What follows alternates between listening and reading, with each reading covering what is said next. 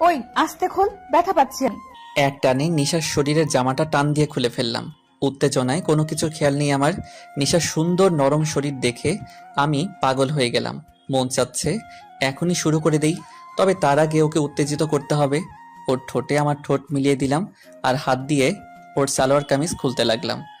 পাগলের মতো নিশার ঠোঁট দুটো চুষতে লাগলাম। মনে হয় ওই ঠোঁটে কোনো মধু আছে। একটু পর নিশার বুকে হাত দিলাম। নিশা একটা দীর্ঘশ্বাস ছাড়ল। নিশার শরীরে মুখ দিয়ে স্লাইড করতে লাগলাম। নিশা আমার মাথা ওর শরীরের সাথে খামচে ধরেছে। ওই কি শুরু করলি তুই? আমাকে পাগল করে দিবি নাকি? আমি তো আর পারছি না। আমাকে তোর সাথে মিলিয়ে নে। আজকে আমি তোর, যা ইচ্ছে কর। তোর যেভাবে ইচ্ছে সেভাবে আমাকে সুখ দে।